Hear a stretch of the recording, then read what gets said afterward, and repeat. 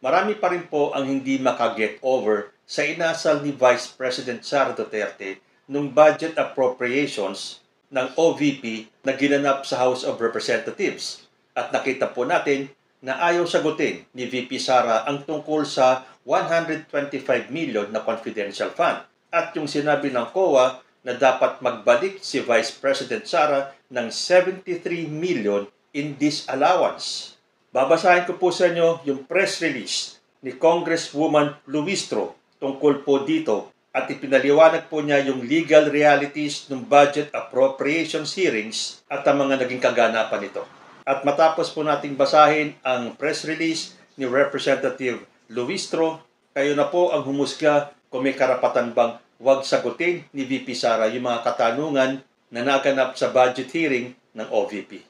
Press release, Office of Representative Jervil Jinky Beatrix R. Luistro, September 1, 2024. OVP tried to suppress COA Confidential Funds Audit Report ayon po kay Representative Luistro. The Office of Vice President Sara Duterte attempted but failed to prevent the Commission on Audit, yun po yung COA, from submitting to Congress an audit report that declared as improper her office's spending of confidential funds in 2022. Luistro praised COA for upholding Congress's authority to review the damaging audit report, which ordered the Vice President to return 73 million pesos out of the 125 million pesos in confidential funds that were spent within just 11 days in December 2022. The Lady Solon said the Office of the Vice President's attempt to stop COA from releasing the report is tantamount to suppression of public information. Luistro emphasized that the Constitution grants Congress the explicit power to scrutinize the budget allocations and spending patterns of all government agencies, including the Office of the Vice President. This authority is fundamental to the system of checks and balances in a democratic government, ensuring that public funds are used responsibly and transparently. The constitutional power of Congress to review the spending of public funds is not just a right but a duty. It is our responsibility to ensure that every peso of taxpayers' money is spent for its intended purpose and not misused, Luistro stated. This scrutiny extends beyond merely approving budgets. It involves a continuous evaluation of how these funds are actually spent, particularly when it comes to sensitive allocations such as confidential funds. She further explained that the oversight function of Congress includes examining the spending patterns of agencies to determine if their heads are fit to manage public funds.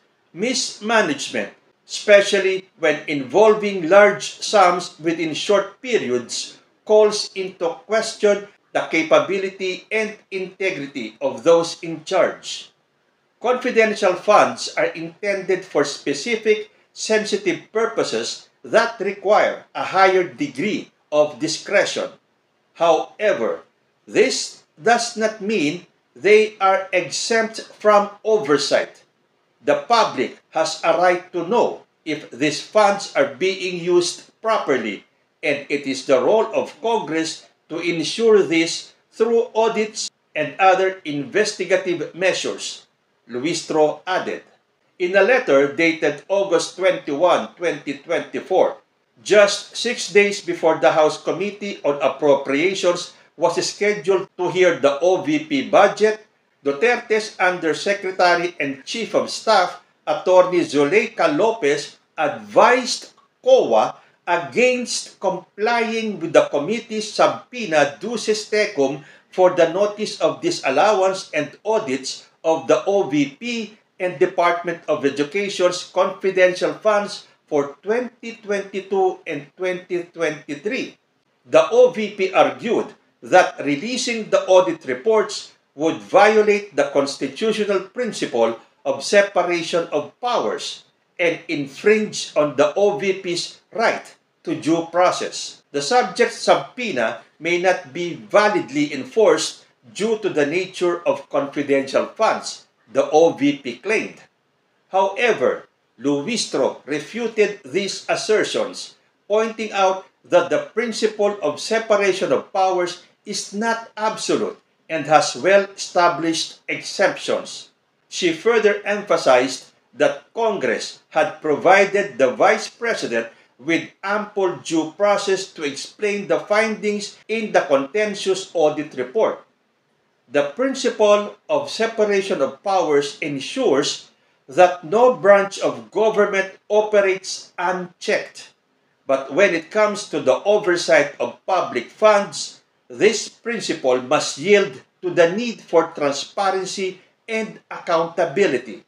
The Vice President was given every opportunity to explain the spending but chose instead to obstruct the process, Luistro remarked.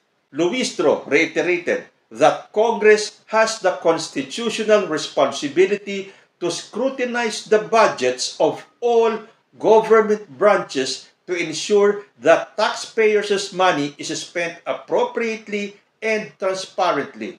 This scrutiny is not just about legality.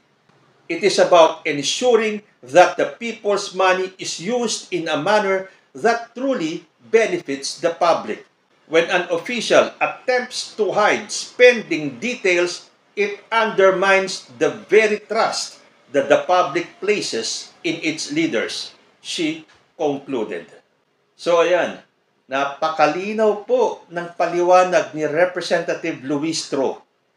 Pera po ng bayan yan. At kahit na ano pang sabihin mong confidential funds yan, the people has the right to know kung saan ginastos yung every penny na galing sa taxes ng mga Pilipino.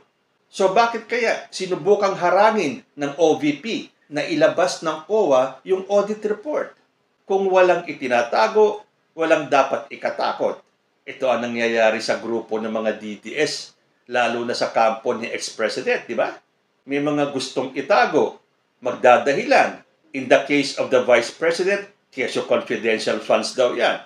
Pero bakit mo haharangin ang COA na ilabas ang mga dahilan kung bakit kailangan mong isoli yung 73 million pesos out of the 125 million na confidential funds na ginastos in just 11 days.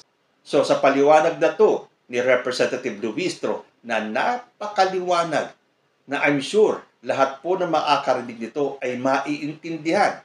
At ang tanging tanong, bakit hindi masagot ni Vice President Sara Duterte ang mga tanong sa kanya nung budget hearing at kailangan niyang daanin sa angas in the hope na matakot ang mga kongresista at wag nang pag-usapan itong confidential funds?